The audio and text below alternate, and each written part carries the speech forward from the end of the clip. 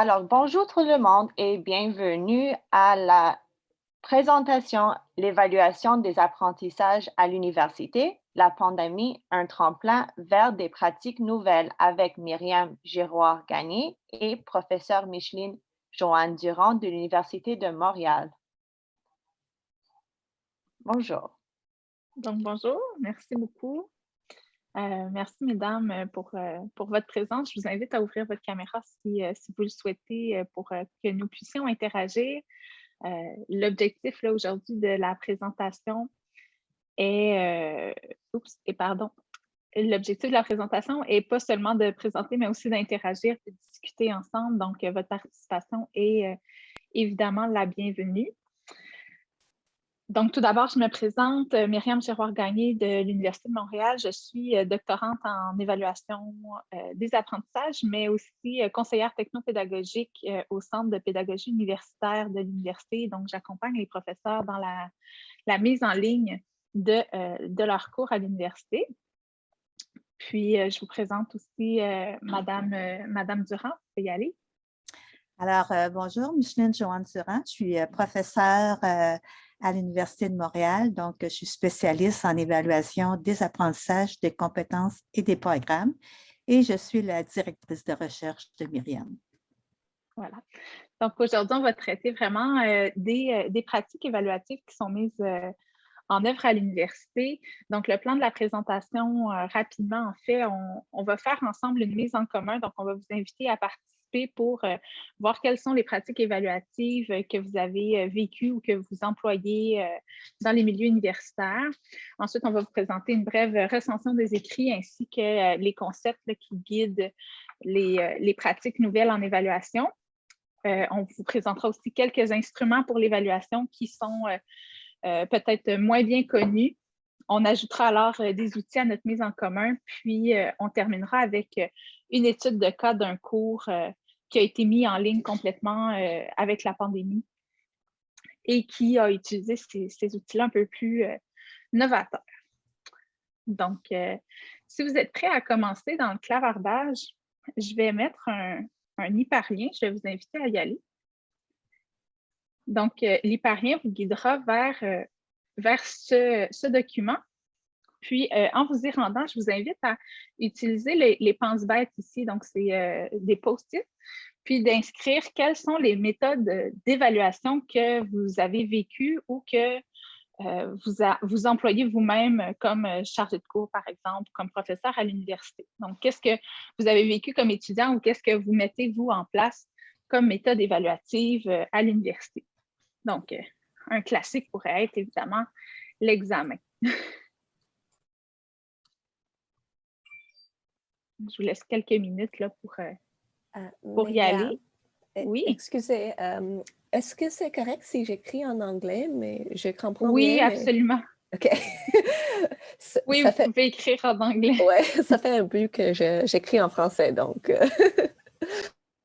Oui, soyez pas gênés aussi dans le clavardage. Si vous avez des questions, tout ça, vous pouvez poser vos questions en anglais. Je vais me permettre d'y répondre en français. Puis, n'hésitez pas non plus à me dire si je dois ralentir le débit. J'ai tendance à parler un peu vite.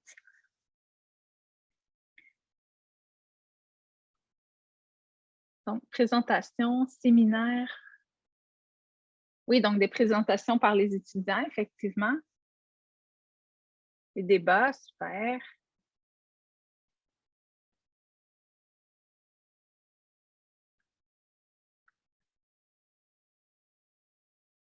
Puis pendant que vous inscrivez ça, est-ce que certains d'entre vous voudraient nous parler un petit peu de leur parcours? Donc, à qui on a affaire aujourd'hui? Est-ce que vous êtes étudiant, professeur, chargé de cours? Je vous invite à vous présenter, ça va nous alimenter dans notre discussion.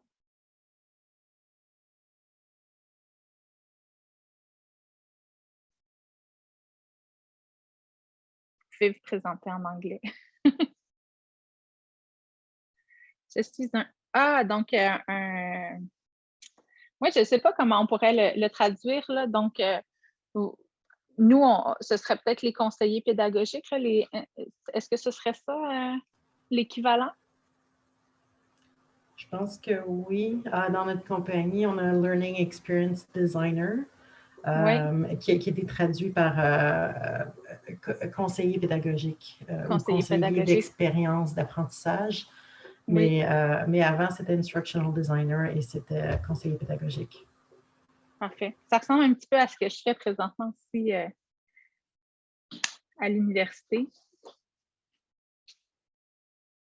Est-ce que vous êtes tous des conseillers pédagogiques ou dans cette lignée-là?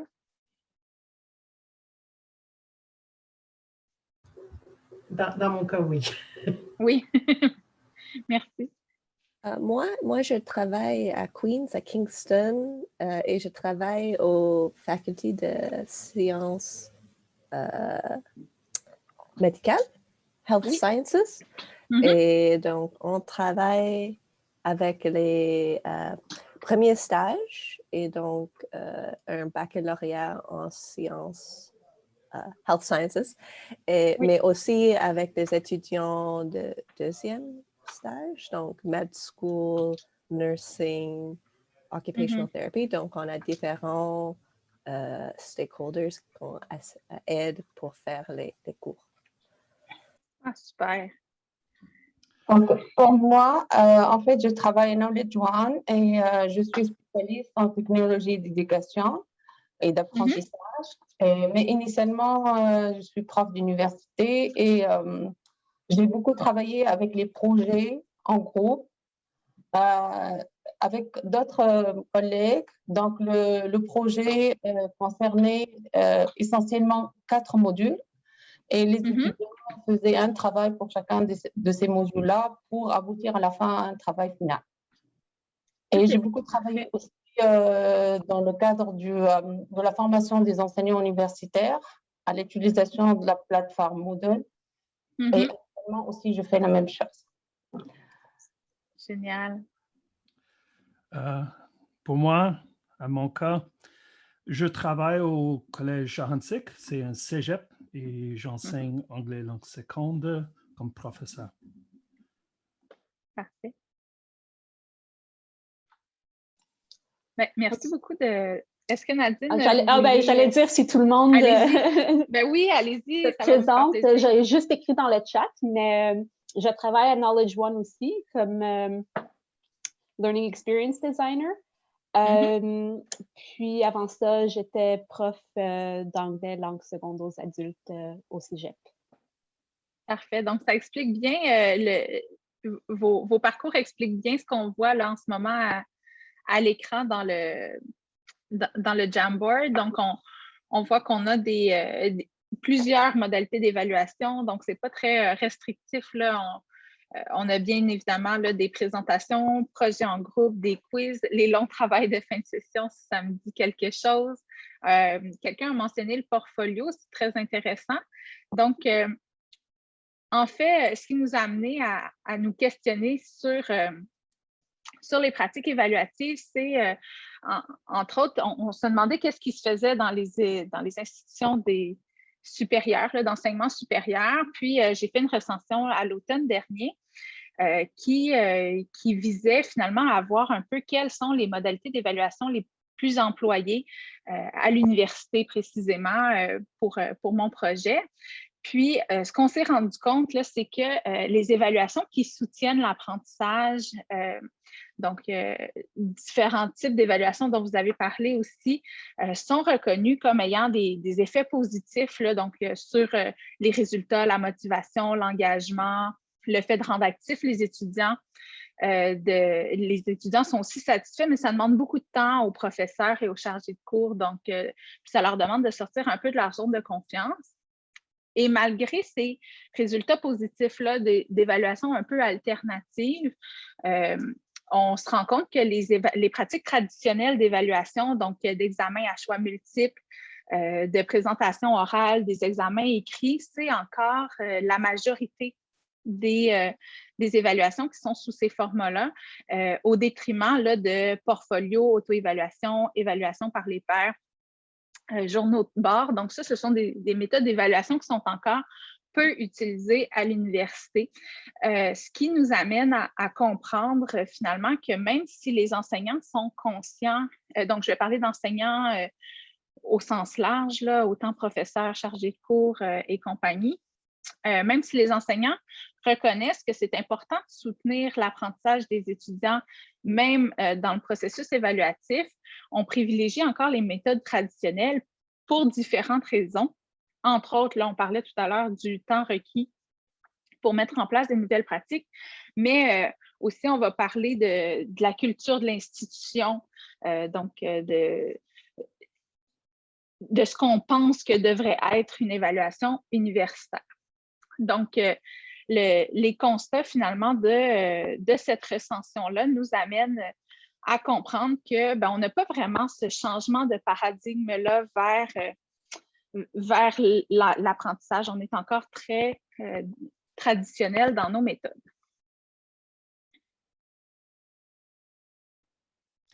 Alors, ce qui nous amène à concevoir qu'on peut passer d'un paradigme traditionnel à un paradigme nouveau, parce que, selon les auteurs, donc de plus en plus d'enseignants et de spécialistes en évaluation qui sont amenés à devoir imaginer et proposer de nouvelles méthodes permettant d'évaluer des performances complexes dans des situations authentiques où s'exercent les acquis des apprentissages. Et c'est ici que la hiérarchie des situations de Scalon devient intéressante. Alors, traditionnellement, nous utilisions des situations de connaissance et d'habileté en ce qui concerne l'évaluation des apprentissages. Mais de plus en plus de facultés font référence à des référentiels de compétences, donc doivent évaluer des compétences, donc mettre en œuvre des situations de compétences qui sont effectivement complexes et authentiques. Donc, ces situations de compétences-là nous amènent à penser, à mettre en œuvre des pratiques évaluatives qui sont davantage inclusives. Donc, pourquoi inclusif? En fait, c'est que dans l'enseignement supérieur, depuis les dernières années, on remarque de plus en plus d'étudiants qui s'inscrivent à l'université et au cégep au Québec. Donc, on a une certaine massification aux études supérieures. Puis, cette massification-là, cette densité de population-là amène aussi des étudiants qui ont des cultures scolaires différentes, mais aussi des étudiants en situation de handicap ou avec des difficultés particulières. Aussi des étudiants qui sont à la fois travailleurs et parents. Puis on le voit beaucoup avec l'enseignement en ligne, qui a été d'ailleurs exacerbé là, par la pandémie de la COVID-19. Donc, on le sait, on est tous passés là, de manière forcée dans une pédagogie à distance. Puis ça, mais en fait, cette pandémie-là, ça va nous avoir forcé autant les étudiants que les enseignants à nous adapter rapidement à une modalité d'enseignement. Puis, même si on commence à documenter de plus en plus les problèmes rencontrés par les étudiants, donc on parle de santé mentale, entre autres, mais aussi de difficultés au niveau de l'engagement, de la motivation, ce n'est pas tout à fait le cas chez les enseignants. En effet, là, il y a plusieurs universités qui ont tardé à s'engager dans la formation à distance de manière plus générale, ce qui fait que le nouveau rôle là, des enseignants dans la formation à distance est encore en appropriation et ça demande des compétences pédagogiques et technologiques supplémentaires là, pour faire face à cette situation-là qui s'est complexifiée. Donc, notamment en ce qui concerne l'évaluation des apprentissages, là, on pense entre autres à certains articles qui sont sortis dans les médias sur le plagiat puis les préoccupations par rapport à la validité des évaluations en ligne. Donc, tout ça nous amène à nous questionner sur les moyens que les enseignants universitaires vont mettre en œuvre pour répondre aux besoins des étudiants qui sont encore plus marqués par une pédagogie à distance. Puis pour ça, ce qu'on propose, en fait, c'est de passer plus rapidement vers un paradigme qui est centré sur l'apprentissage plutôt que sur l'enseignement pour favoriser cette prise en compte des besoins diversifiés. Là. Donc, l'évaluation inclusive, comment est-ce qu'on la voit? C'est d'une part une évaluation qui va soutenir l'apprentissage. Donc, ça signifie d'accompagner davantage les étudiants dans leurs apprentissages par un déploiement de pratiques d'évaluation qui la quotidienne. Donc, qu'est-ce que c'est? C'est une approche qui va intégrer l'enseignement et l'apprentissage ensemble, dans laquelle les apprenants, les enseignants et aussi les collègues étudiants vont être engagés. Cette approche va s'intéresser à la façon d'apprendre, donc la façon que les étudiants apprennent, mais aussi à l'état de l'apprentissage au moment actuel. Puis, va s'effectuer dans un environnement où les apprenants vont être actifs, indépendants, puis vont être en mesure de s'auto-évaluer. Donc, c'est vraiment une façon de voir l'évaluation qui est non plus séparée des situations d'apprentissage, mais qui va être davantage intégrée, dans laquelle les apprenants vont être actifs. D'autre part, on a regardé les principes de la CUA, donc en anglais, ce sera le UDL, le Universal Learning Design, ou la conception universelle de l'apprentissage en français, qui nous amène des pistes, des principes qui vont guider la mise en œuvre pour éliminer les obstacles à l'apprentissage de tous les apprenants. Donc, c'est une voie qui nous semble prometteuse finalement pour aborder la façon de développer autant les méthodes, les pratiques pédagogiques que les pratiques évaluatives pour prendre en compte la diversité des étudiants engendrée à la fois par la massification et par le contexte en ligne. Donc, rapidement, les 3 principes de la CUA, c'est entre autres de varier les représentations, donc de ne pas seulement utiliser toujours le même type de façon d'adresser les contenus aux étudiants, mais d'avoir une variété de façons de présenter, d'avoir une variété aussi de façons pour les étudiants de se mettre en action puis de démontrer leurs compétences. Donc, le deuxième principe, l'action et l'expression, c'est ça. Donc, tout à l'heure, on parlait de débat, de présentation, d'examen. Donc, tout ça ici, on commence justement là, à voir cette variété-là et de favoriser l'engagement des étudiants par différents moyens, entre autres le travail collaboratif, l'auto-évaluation, l'autorégulation, qui vont amener les étudiants à être un peu plus engagés. Donc, avant de poursuivre avec différents outils, j'aimerais faire un petit sondage avec vous. Donc, en cliquant en bas sur les réactions, donc en bas là, de votre Zoom, à côté de participants, vous avez les réactions.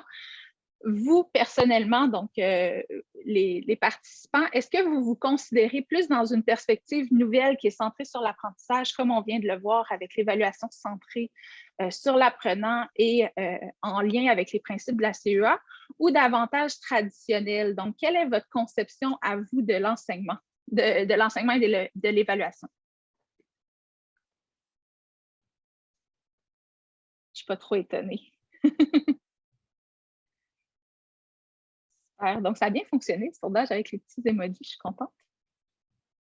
Donc, on va vous présenter très, très rapidement les différents outils qu'on propose pour mettre en œuvre ces pratiques évaluatives qui sont plus inclusives. Alors, c'est à mon tour. Donc, on va commencer avec des processus. Donc, les principaux processus, l'auto-évaluation, la co-évaluation ou évaluation par les pairs. Donc, quand on parle d'auto-évaluation, on parle d'un processus à visée évaluative qui est réalisé selon une séquence logique par un apprenant qui est le maître d'œuvre. Alors, ça s'accomplit dans le cadre de l'apprentissage et constitue un moment d'arrêt. Ça peut être pendant l'apprentissage ou après l'apprentissage et un retour systématique sur les stratégies de planification et de mise en œuvre, et ça dans un plan de réalisation. Alors, pour nous, qu'est-ce qui est important, c'est de pouvoir aller chercher qu'est-ce qui est invisible dans les traces écrites, donc les façons de faire, les stratégies. Alors, vous avez ici un exemple qui a été utilisé dans un cours au baccalauréat. C'était un questionnaire métacognitif sur la prise de notes. Alors, tous les outils qu'on va vous présenter aujourd'hui, ce sont des outils qui se sont faits en format classe, donc en format papier, mais qui peuvent aussi être utilisés en ligne. Alors, donc, dans ce questionnaire-là, donc, on demandait aux étudiants au départ de décrire leur façon de prendre les notes et par la suite de les comparer avec des collègues pour voir quelles étaient les stratégies utilisées et ensuite d'expliquer dans le fond, le pourquoi de leur façon de prendre des notes et s'ils utilisaient la même façon dans tous les contextes et comment ensuite ils les exploitaient. Donc, cette prise de conscience-là leur a permis, dans le fond, d'améliorer leur prise de notes et ainsi d'être plus efficaces dans leur participation lorsqu'il y avait une présentation pendant le cours. Donc, ça a aidé les apprenants à s'autoréguler et à développer leurs habiletés métacognitives en leur permettant de juger de la pertinence, dans le fond, des moyens qu'ils ont utilisés. Alors, dans la recherche, on a la recherche du NALDI qui était auprès de 239 étudiants d'anglais langue seconde qui ont auto-évalué leurs compétences langagières, tant à l'écrit qu'à l'oral, à l'université en Turquie, et qu'ils ont été mis en situation d'évaluation et les auto-évaluations ont été comparées à l'évaluation par l'enseignant. Alors, qu'est-ce qu'on a dit? C'est que l'auto-évaluation, c'est comme d'autres habiletés, il faut que ça soit enseigné parce que ce n'est pas parce que l'étudiant est à l'université qu'il a développé une façon juste de s'auto-évaluer. Donc, c'est ça qui est important de retenir, c'est que oui, les étudiants sont capables de le faire, mais oui, il faut les amener à être capables de s'auto-évaluer de façon juste, si on veut par la suite considérer les données dans le jugement qu'on va porter sur leur évaluation. Le deuxième processus qu'on va voir, c'est l'évaluation par les pairs ou l'évaluation mutuelle. Donc, c'est aussi un processus. Donc, c'est les mêmes bases que l'auto-évaluation, sauf qu'on a le côté interactif. Donc, ça permet à l'apprenant de se poser un regard critique sur ses apprentissages et de permettre des échanges afin de développer des habiletés métacognitives, sociales et affectives. Alors, qu'est-ce qu'on dit? C'est qu'un étudiant pourrait accorder moins d'importance à l'évaluation d'un pair par rapport à l'évaluation d'un enseignant. Alors ici, vous avez un exemple dans le cours ETA 6065, qui est un cours à la maîtrise en évaluation des compétences, où chaque étudiant était en équipe. Chaque équipe était responsable d'un critère, comme ici le critère 3, la pertinence. Et pour chacun des étudiants, ils devaient faire consensus sur le résultat par rapport au descriptif qu'ils avaient décrit et que j'avais validé comme enseignante. Et ensuite, ils devaient formuler un commentaire constructif à l'étudiant par rapport aux critères qui étaient évalués. Le troisième instrument qu'on va voir, c'est le portfolio. Donc, c'est un instrument qui est très connu depuis très longtemps et qui peut aussi se faire en ligne avec le portfolio électronique. Alors, c'est un recueil, une collection continue de travaux d'un apprenant montrant sa réalisation et son évolution. C'est important que l'étudiant participe et qu'il réfléchisse relativement aux apprentissages qui sont des éléments primordiaux en regard et de porter un regard critique sur ses réalisations afin de développer ses habiletés métacognitives. Donc, ça permet la collecte de preuves suffisantes et pertinentes afin de porter un jugement professionnel sur le développement des compétences. Alors ici, ce sont des portfolios en format papier qui ont été réalisés par les étudiants en enseignement et qui ont permis, dans le fond, aux étudiants par la suite de choisir les pièces qu'ils voulaient mettre dans leur portfolio en indiquant une réflexion. Et par la suite, moi, j'apportais des régulations à chaque travaux remis et ainsi, l'étudiant pouvait retravailler le travail afin de le déposer à la fin dans le portfolio final. Le quatrième instrument que nous allons voir, c'est la carte conceptuelle. Donc, la carte conceptuelle, il y a beaucoup de logiciels aussi qui permettent l'utilisation en ligne. Donc, c'est un outil graphique qui sert à représenter et organiser un ensemble de connaissances. On peut l'utiliser au départ pour savoir qu'est-ce que les étudiants connaissent sur le sujet ou à la fin pour que les étudiants puissent faire une synthèse sur un sujet et établir les liens entre chacun des sujets. Alors, cet instrument-là, on voit son évaluation dans notre cours instrumentation, mais on voit surtout son élaboration dans notre cours qu'on donne, ETA 6509, concepts fondamentaux en évaluation, où chacun des étudiants doit choisir un concept et ainsi faire une recherche littéraire et par la suite faire une synthèse comme ça graphique. Alors ici, vous voyez le concept de reconnaissance des acquis et des compétences qui a été réalisé par l'étudiante Valérie Leroux. Alors, nous avons aussi l'entrevue ou l'entretien d'évaluation. Donc, c'est une communication orale interactive entre l'apprenant et l'enseignant, mais ça peut être aussi entre deux apprenants qui est régi par une série de questions posées à l'apprenant et l'enseignant s'efforce de provoquer certaines attitudes, de faire ressortir de l'information des intérêts, des savoirs ou des opinions, ou encore de tester l'habileté de l'élève à répondre rapidement. Alors, on va écouter juste un petit bout. Madame Courtemanche ont accepté votre recommandation quant au choix de la copropriété.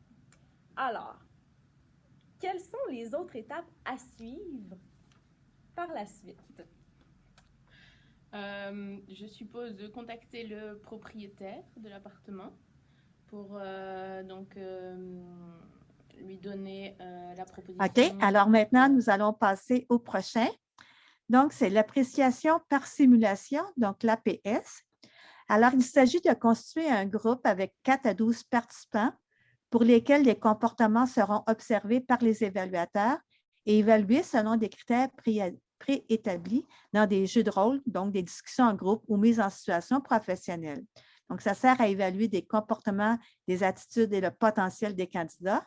Ça permet de faire des observations dans des conditions qui se rapprochent de la réalité. Mais s'ils sont mal conçus ou sont trop simplifiés ou trop complexes, ça donne une mauvaise représentation de la situation.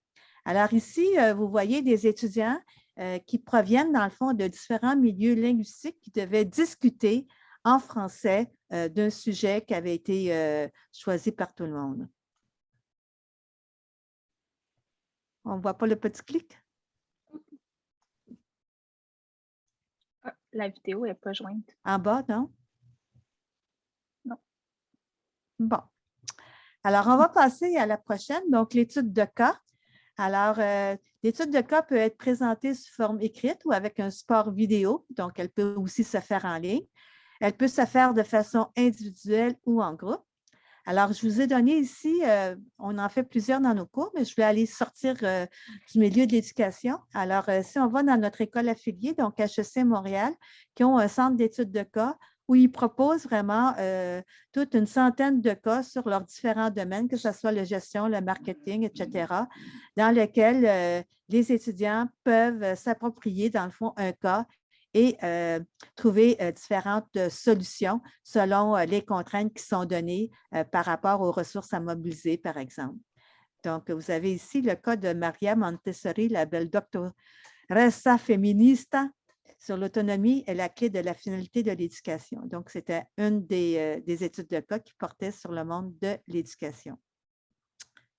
Alors, on va terminer avec le projet. Donc, il y en a quelques-uns qui l'ont déjà nommé. Et là, on en fait aussi en éducation, mais là, j'ai aussi été voir ceux qui se faisaient dans notre autre école affiliée, donc l'École polytechnique de Montréal.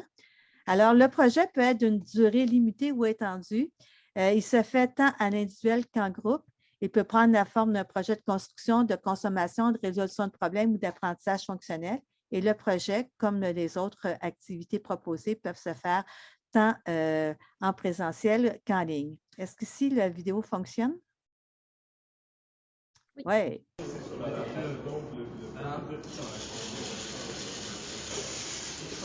Alors, le projet amène nécessairement la collaboration, amène aussi plusieurs essais-erreurs. Donc, c'est intéressant que des étudiants puissent documenter leur démarche. Et puis, à la fin, on peut passer une évaluation par les pairs pour voir la participation de chacun au projet qui a été réalisé en équipe. Et voilà. Donc, avec ces outils qu'on vient de voir, je vais vous encourager à retourner sur le lien ici qu'on avait vu tout à l'heure, puis peut-être de classer les moyens d'évaluation que vous avez nommés d'une part en traditionnel, puis en un peu plus centré sur l'apprentissage, puis de voir quels sont les outils que vous aimeriez ajouter à ce tableau-là pour nous inspirer dans une variété de contextes sur les différents outils qu'on pourrait mettre en place. Donc, on pourrait se dire qu'on pourrait même jouer avec les couleurs, donc garder en jaune les approches qui sont peut-être plus traditionnelles, puis mettre en rose, étant donné qu'on l'a déjà, là, on parle du projet en groupe, c'est justement le dernier qu'on vient de voir. Donc, est-ce qu'on a des outils d'évaluation ici qu'on pourrait transformer en rose pour les rendre davantage centrés sur l'apprenant? N'hésitez pas à ouvrir votre micro aussi pour en discuter, pour qu'on puisse essayer de voir ensemble là, qu'est-ce qui va ensemble, ou si on n'est pas sûr, est-ce qu'il y a des fois des moyens qu'on se dit qui sont un peu à cheval là, sur les... La réflexion portfolio.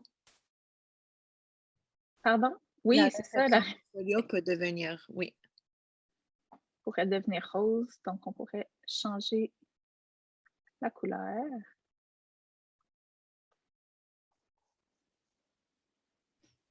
Ici, je suis curieuse de savoir, puis soyez à l'aise, là, mais la présentation PowerPoint, par exemple, soit en présentation ou préenregistrée, est-ce que vous le classeriez plus dans une approche qui est davantage traditionnelle sur l'enseignement ou une approche qui est plus centrée sur l'apprenant et qui peut répondre aux différents besoins et pourquoi? J'ai des idées. Je pense que s'il y a d'autres éléments avec cette présentation, soit du évaluation du pair ou collaboration pour créer cette présentation avec chaque personne fait des recherches individuelles ou des contributions individuelles avec des comment est-ce qu'on dit, des évaluations en séquence. Donc, il y a des produits en avance pour faire la recherche et peut-être une évaluation sur ça. Et après, le groupe fait une présentation ensemble et il y a une autre évaluation pour cette partie. Ça pourrait être plus engagé. Oui, excellent. Effectivement, là, c'est... on connaît parfois la présentation finale donc d'un projet qui n'a pas nécessairement eu ce suivi-là ou ce découpage-là en cours d'apprentissage. Donc, comme vous le mentionnez, si on a des processus de rétroaction en cours de production aussi, puis où on prend différentes choses, puis que ça se termine ensuite avec une présentation qui elle-même peut être évaluée par les pairs. Donc là, on vient enrichir un petit peu notre instrument qui peut soit être assez traditionnel ou qu'on peut justement élaborer davantage. Quelqu'un a ajouté de la simulation. Je dirais aussi comme si une présentation, s'il y a des gens qui demandent des questions à la fin, comme une sorte d'évaluation, ça fait l'équipe travailler ensemble. Alors, si c'est juste une présentation comme ça, je dirais que c'est plus traditionnel aussi. Donc, de peut-être voir comment est-ce qu'on peut faire interagir les étudiants ensemble à partir peut-être d'un travail d'une équipe, mais de voir à ce que la présentation ne soit pas seulement magistrale, mais qu'il y ait vraiment une discussion d'organiser autour du travail. C'est une bonne idée.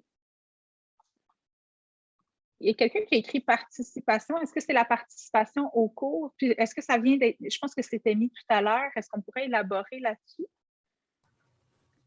C'est moi qui ai ajouté la participation. On l'utilise souvent dans nos cours quand on a beaucoup d'activités autres que simplement regarder un prof parler.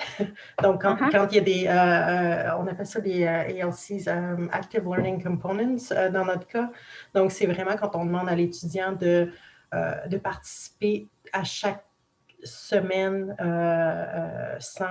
de manière active. Donc, souvent, on va récompenser cette participation-là ou encourager la participation avec une note. Vous parliez tantôt là, des présentations.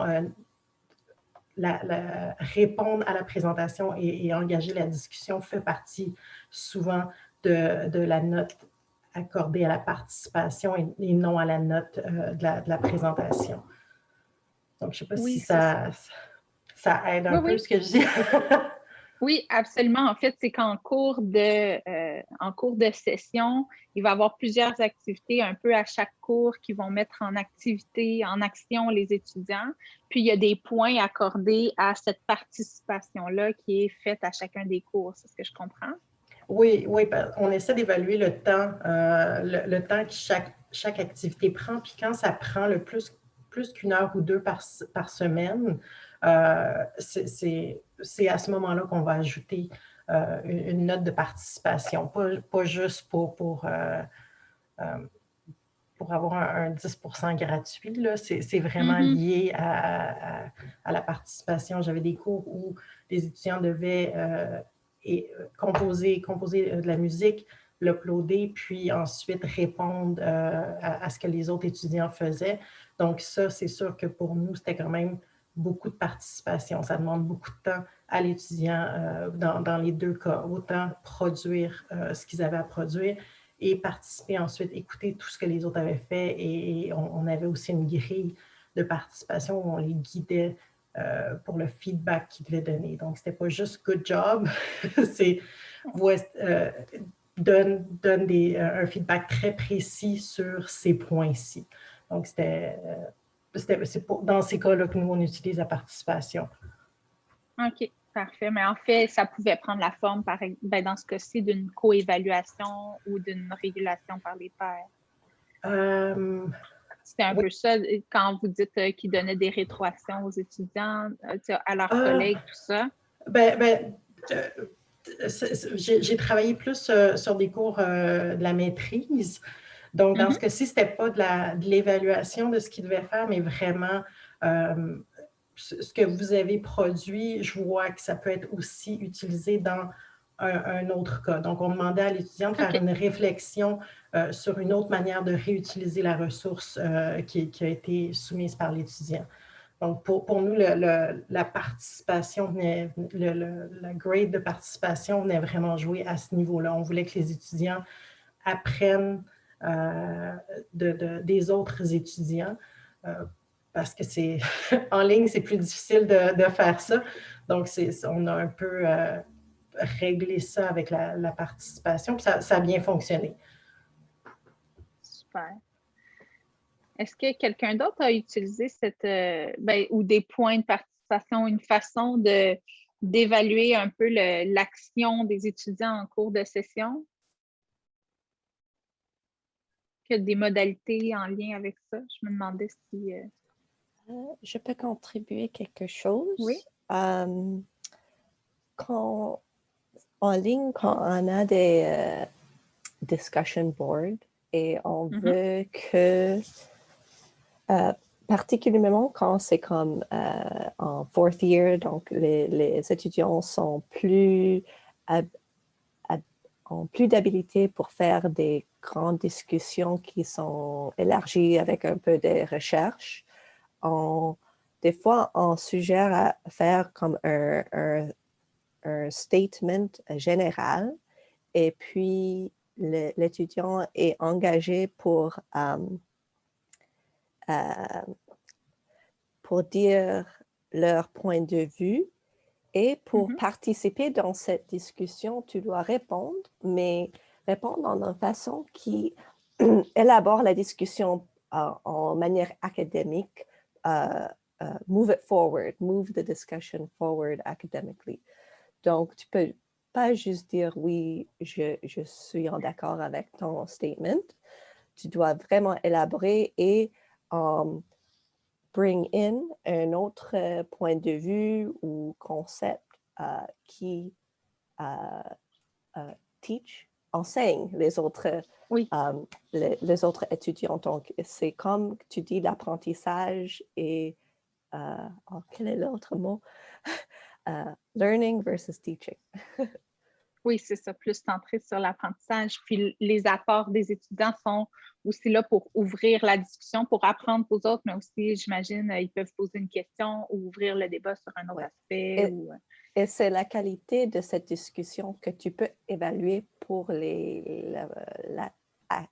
engagement de l'étudiant, pas juste le contenu.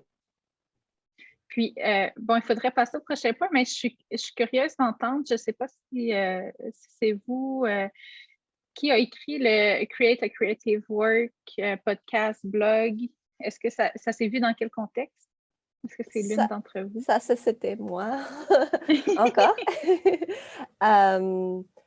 Le podcast, moins, mais je sais que d'autres enseignent utilise cette méthode, mais pour le blog, plutôt pour faire une communauté de réflexion et les étudiants font des blog entries sur un sujet et les autres étudiants dans la session pour mettre des commentaires.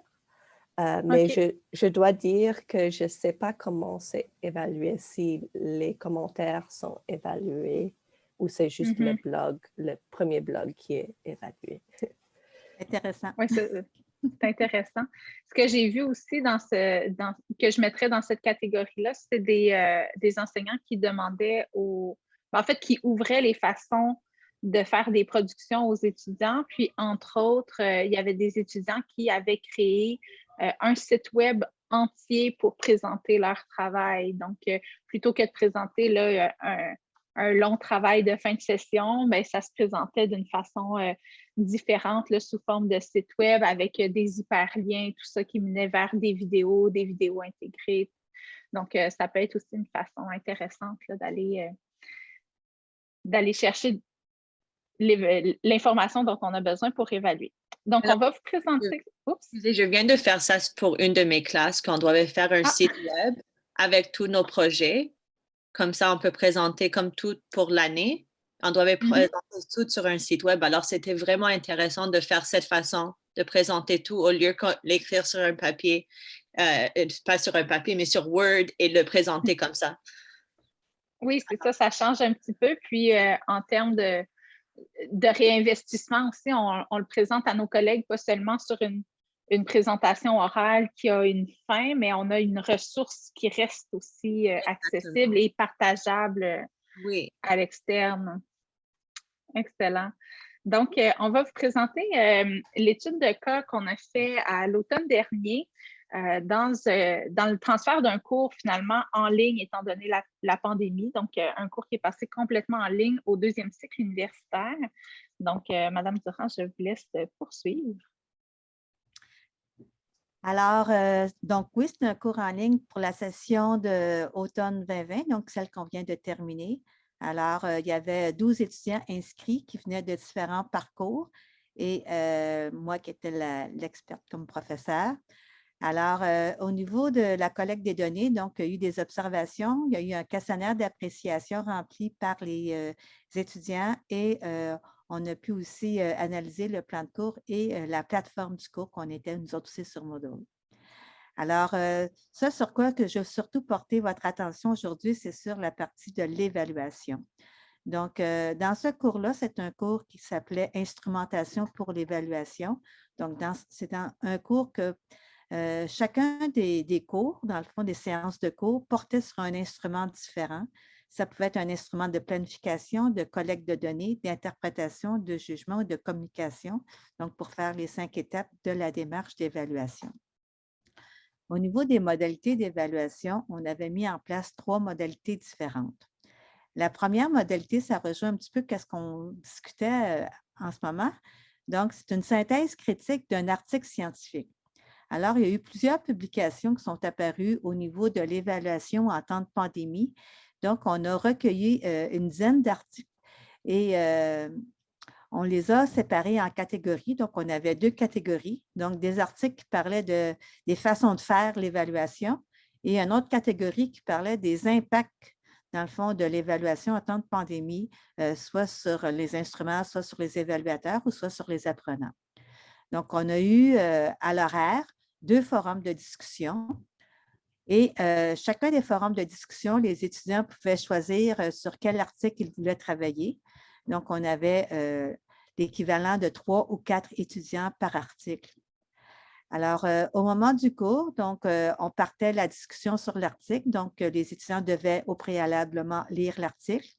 Et ensuite, lors du cours, ils devaient, dans le fond, se prononcer et réagir aux commentaires des autres. Et ils avaient ensuite 2, 3, 4 journées pour pouvoir poursuivre cette discussion-là. À la fin de la discussion, donc, le meneur finalisait la discussion.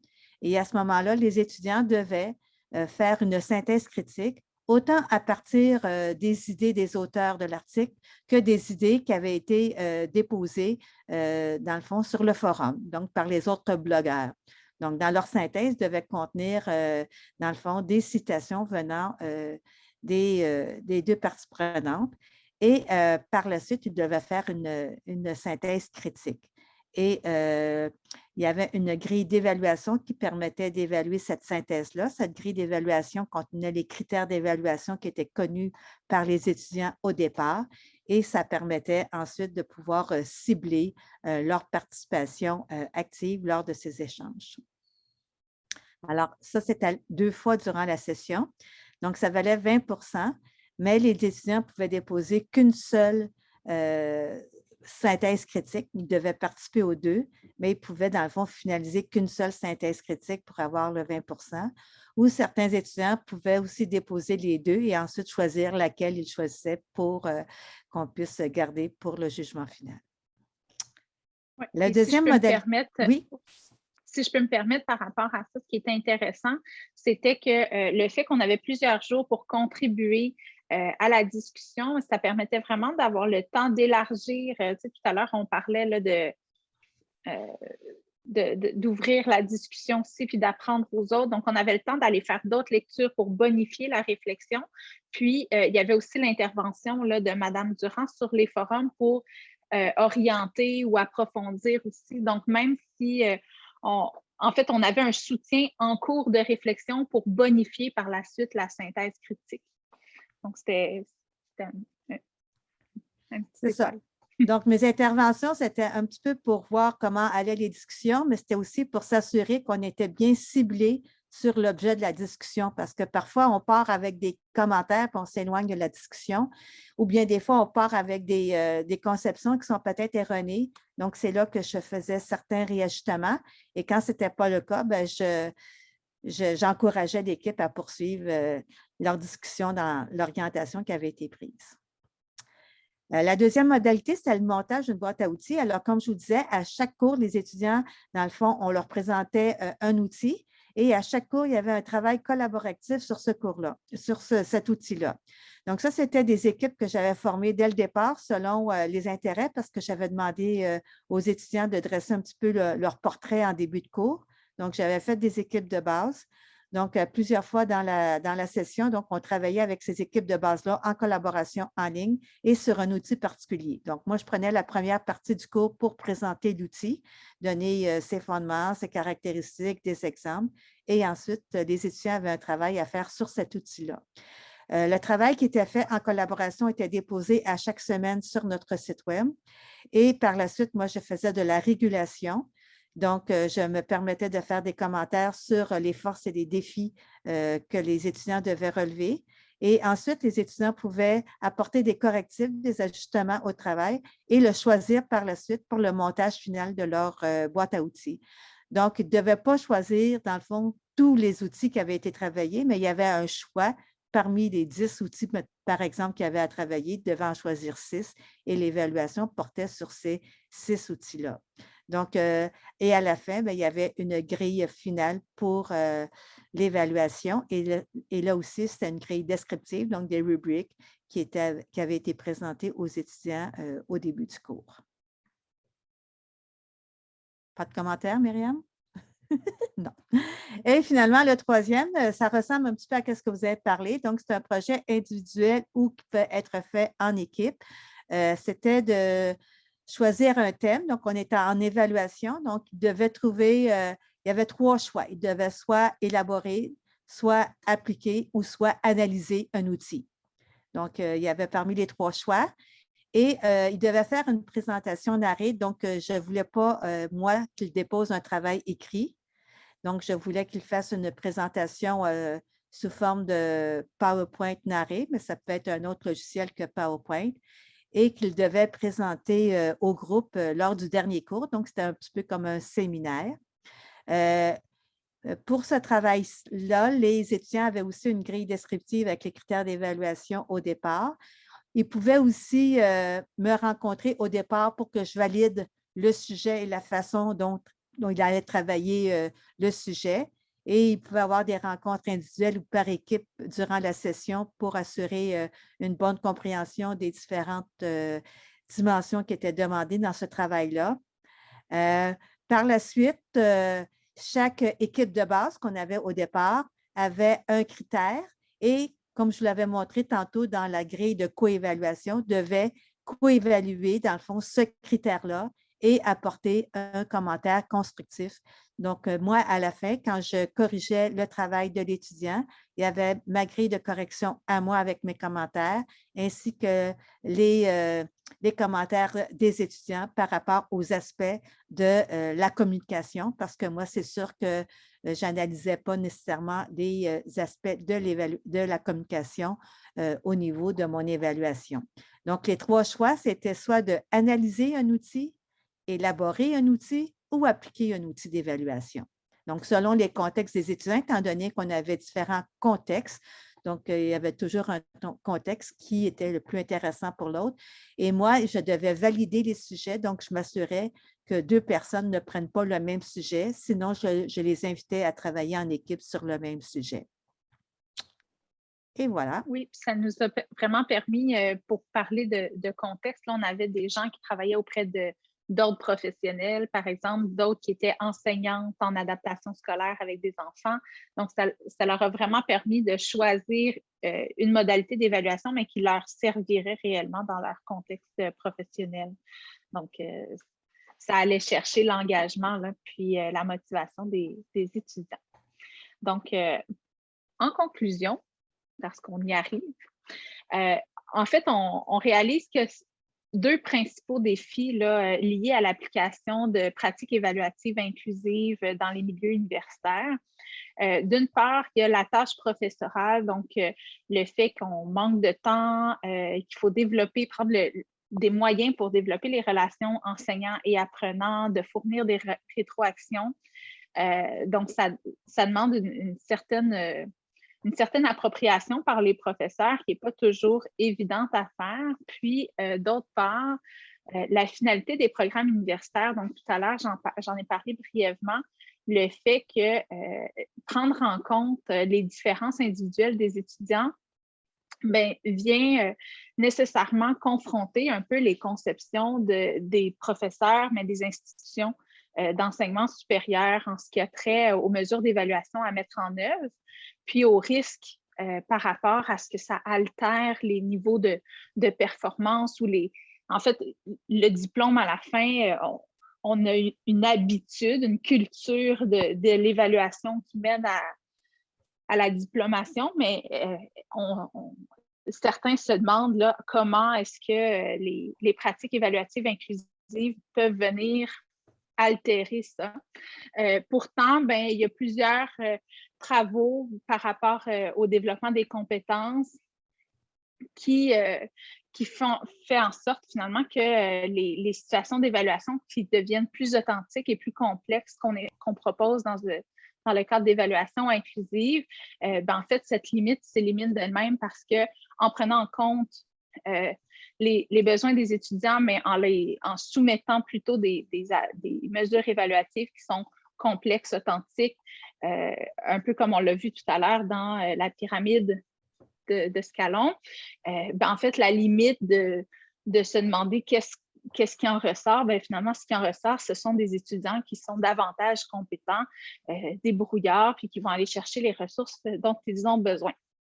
Donc, justement, Rose et ses collaborateurs, là, en 2018, travaillent beaucoup sur la conception universelle de l'apprentissage, proposent que l'évaluation inclusive, en fait, vise la mesure non pas de ce que l'étudiant a acquis comme savoir, mais plutôt de ce que l'étudiant peut trouver, construire, appliquer, évaluer comme savoir de manière efficace pour lui selon ses caractéristiques personnelles, ses forces et ses limites. Donc, on va vraiment aller chercher une complexité plus importante de tout ça. Donc, dans l'optique de favoriser des apprentissages significatifs et de former non pas des êtres savants, mais des êtres qui sont compétents à poursuivre leurs apprentissages tout au long de la vie, ce que la société de demain aura besoin. On va penser à valoriser la différence puis ainsi à utiliser des pratiques évaluatives inclusives qui semblent représenter un levier prometteur pour favoriser ce passage d'un paradigme qui est centré sur l'enseignement vers un qui est plus centré sur l'apprentissage. Donc voilà, merci beaucoup pour votre participation, mesdames. Vous avez été d'une grande aide. Oui, monsieur, c'était Nicolas, je pense, qui est parti. Oui. Ah, OK. Donc, oui. En fait, je ne le vois plus. Donc, merci beaucoup de votre participation. Puis, on a encore peut-être quelques minutes. Là, si vous avez des questions ou commentaires, je vous encourage à les poser ou à les verbaliser.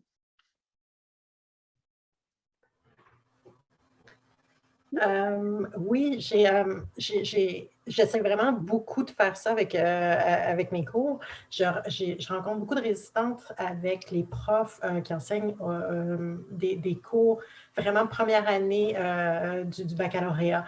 Donc, ils ont des très, très grosses classes et la correction devient vraiment le plus gros problème, le frein, en fait, à appliquer ces nouvelles idées-là, parce qu'ils sont très ouverts aux nouvelles idées, mais pas à ajouter à la correction. Donc, est-ce que dans vos recherches ou ce que vous avez fait, est-ce que vous avez d'autres méthodes de correction que les traditionnelles avec des grilles de correction, avec tous les items listés, puis tout ça? J'essaie de trouver une autre manière. Est-ce que vous autres, vous avez Oui, on a le même problème parce que oui. Quand j'enseignais au bac, j'avais jusqu'à 80 étudiants dans ma classe, donc j'enseignais l'évaluation, donc je ne pouvais pas, dans le fond, faire une évaluation de choses que je disais qu'il ne fallait pas nécessairement faire. Donc, j'étais un petit peu pris là-dedans. Alors, qu'est-ce que je faisais? C'est que pour certains travaux, je faisais à la fin du cours des autocorrections. Donc, s'ils devaient aller chercher, par exemple, de l'information dans différents documents, puis tout ça, moi, j'avais à ce moment-là des autocorrections que j'avais mis à leur disposition à la fin du cours pour qu'ils puissent s'autocorriger. Qu'est-ce que je faisais aussi? Je faisais de la correction par les experts. C'est-à-dire que quand ils étaient placés, par exemple, en équipe de base, je corrigeais une personne dans l'équipe et elle, après ça, pouvait corriger les autres personnes. Je faisais aussi de la coévaluation. Donc, par exemple, ils devaient écrire des énoncés pour faire l'auto-évaluation de leurs élèves. Et puis là, ces énoncés-là, moi, je les envoyais, je les mettais en équipe de 2, et les envoyais à quelqu'un d'autre, puis la personne devait faire des commentaires sur leur énoncé. Et ensuite, eux autres, ils disaient, ben oui, je prends en note tes commentaires ou non, je ne suis pas d'accord, je les garde comme ça. Donc, moi, je me gardais juste vraiment les travaux qui étaient les plus importants, qui étaient ceux qui étaient, dans le fond, qui étaient notés à la fin, là. Donc, tous les petits travaux, les petites démarches qu'on faisait qui étaient préalables ou qui constituaient, dans le fond, un grand travail, c'était plus eux qui contribuaient à la correction parce que oui, on n'y arrive pas. Merci.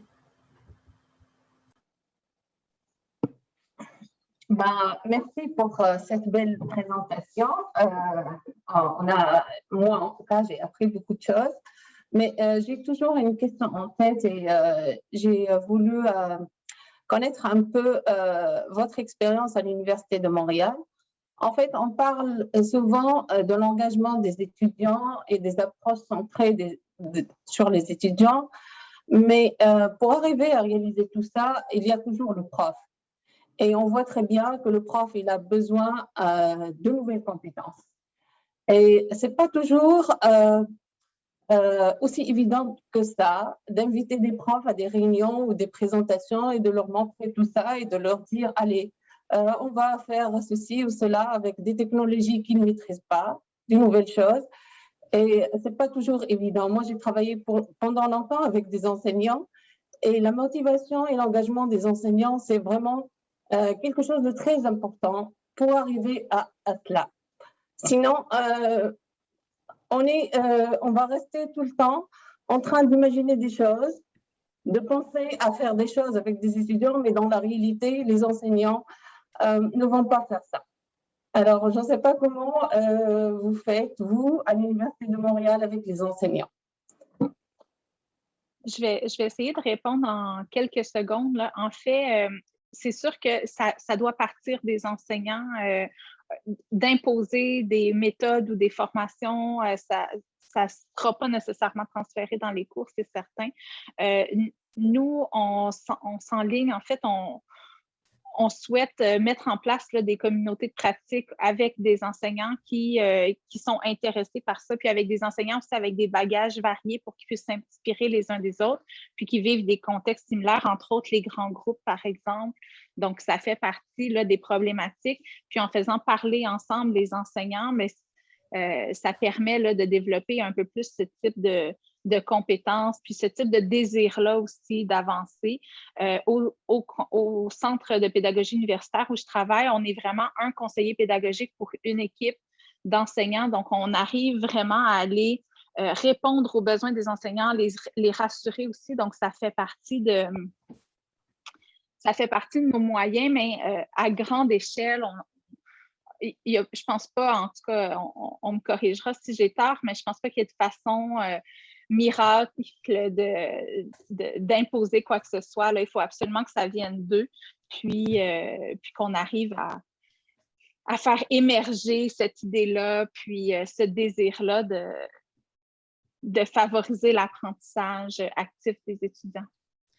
Alors, de mon côté, la faculté m'a quelquefois demandé de faire des présentations aux autres professeurs. Alors, parmi mes collègues, il y avait peu de personnes qui étaient intéressées à entendre parler de l'évaluation, surtout que dans mon discours, des fois, je leur disais que les façons qu'eux mettaient en place étaient celles que je disais qui n'étaient pas les bonnes dans mon cours. Alors, surtout dans la constitution, par exemple, d'un examen à choix multiples et tout ça, donc il n'y avait pas les bonnes pratiques. Mais d'autre part, en tant que responsable de plusieurs cours en évaluation au baccalauréat, moi, j'avais établi avec un certain nombre de chargés de cours, on a des projets de formation à l'université qui nous permettent de pouvoir payer les chargés de cours pour qu'ils puissent être libérés pour pouvoir participer à ces formations-là. Donc, pendant 2 ans, quand on a amené tous les nouveaux cours, dans le fond, en évaluation à l'université, parce qu'on a fait vraiment un wrap-up de tout ce qu'il y avait avant, ben là, on a eu cette aide-là, dans le fond. Et moi, j'ai, dans le fond, fait le leadership de tout ce groupe-là. Donc, on a élaboré les plans de cours ensemble, on a développé le matériel ensemble, on a développé façon de faire. Puis à chaque cours, on leur donnait, à chaque formation, je leur donnais aussi des capsules de formation, puis tout ça. Donc, comme ça, en étant suivis puis accompagnés pendant 2 ans, bien, ça a fait que ces chargés de cours-là ont vraiment pris, dans le fond, notre façon de travailler, tout ça, tout en l'adaptant à leur personnalité, mais ils n'ont pas eu à tout construire puis à tout bâtir parce que c'est ça un petit peu des fois qui est demandant. Donc, on a fourni comme ça beaucoup de matériel, beaucoup de façons de faire, surtout en évaluation, ils voulaient avoir des traces des travaux d'élèves dans différentes disciplines, dans différents niveaux primaires, secondaires, adaptation scolaire, éducation physique. Donc, on a fait comme ça des banques de travaux pour qu'ils puissent, après ça, eux, pouvoir choisir quelles activités ils voulaient réaliser avec leurs élèves. Parce que dans le fond, en évaluation, ce qui est bien, c'est quelle que soit la matière, c'est toujours les mêmes, tu sais, que je fasse de l'auto-évaluation, que je fasse une simulation ou une carte conceptuelle, quelle que soit la matière, ça n'a aucune importance. Donc, c'est ça qu'il fallait qu'ils comprennent et qui, après ça, pouvaient appliquer dans leur propre groupe. Mais ce qu'on retient, c'est que ça prend de l'accompagnement. Oui. Ouais. Merci pour votre feedback, c'est excellent. Et merci beaucoup. Merci. Bon, au revoir tout le monde. Au revoir. Au revoir.